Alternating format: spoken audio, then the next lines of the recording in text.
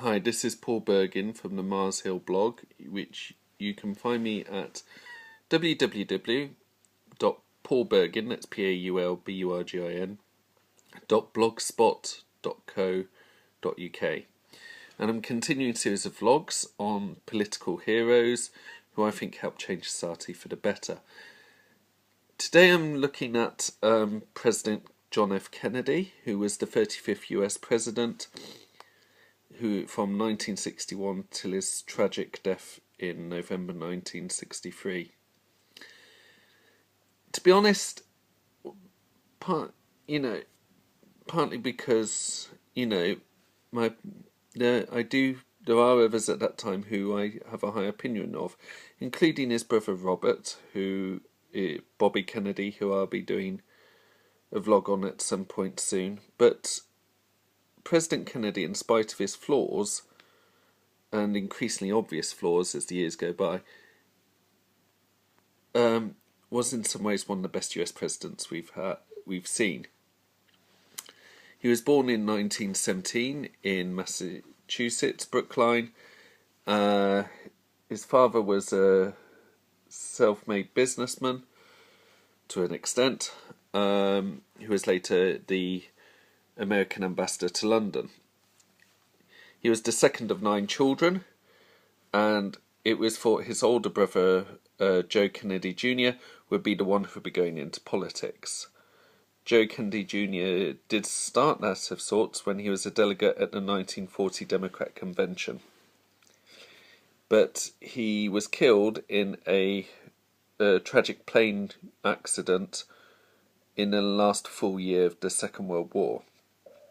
Kennedy, who, if I remember, had ambitions to be a journalist and had already written a couple of very popular books, such as Why England Slept, then went into politics in Joe Jr.'s stead. And he was a congressman for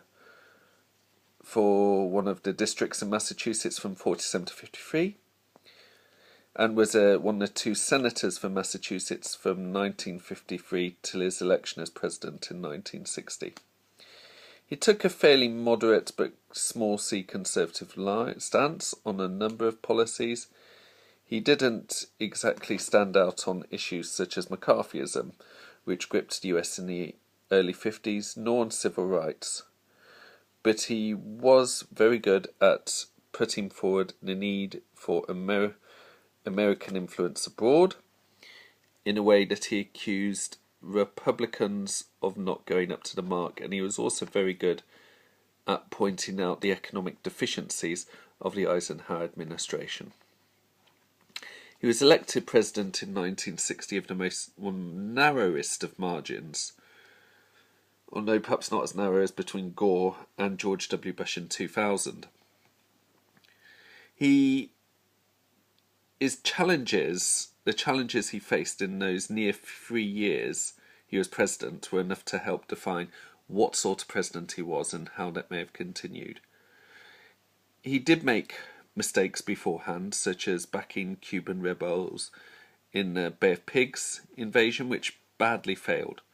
But he showed tremendous courage in the face of literally the apocalypse, in some ways, during the Cuban Missile Crisis.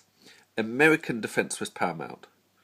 Those missiles in Cuba that were Soviet-based were a threat to American national security. He managed to broker a deal with Khrushchev behind the scenes. That meant that American missiles were withdrawn from Turkey quietly a few months later. But he, being tough in public and being tough in public and yet in private, being tough but prepared to talk, brought out true statesmanship in his record. It's hard to imagine Donald Trump being quite like that. This led to the Nuclear Test Ban Treaty in 1963, of which he played a major hand. And whilst he was slow on civil rights, which is, to his detriment, in the face of growing public opinion, he put himself firmly behind the civil rights movement.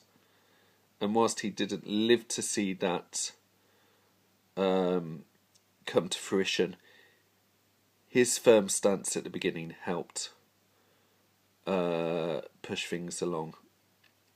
The tragedy will always be that not just his assassination, but also the fact not only did his family lose a much loved relative, but it would, at a time when strong leadership was needed to an extent, but also a degree of peacemaking and pragmatism, President Kennedy was not there. And we'll always wonder whether the Vietnam War would have accelerated had he lived. We would have wondered whether, on the other hand, whether Lyndon Johnson's successes would have had quite the same mark. But what Kennedy did in a time that he was there, showing strong pragmatic foreign policy and following public opinion at crucial moments that required a degree of bravery, helped solidify Kennedy's record in history. And for that, and his charm and his wit and his good manners mean that he definitely helped change society for the better.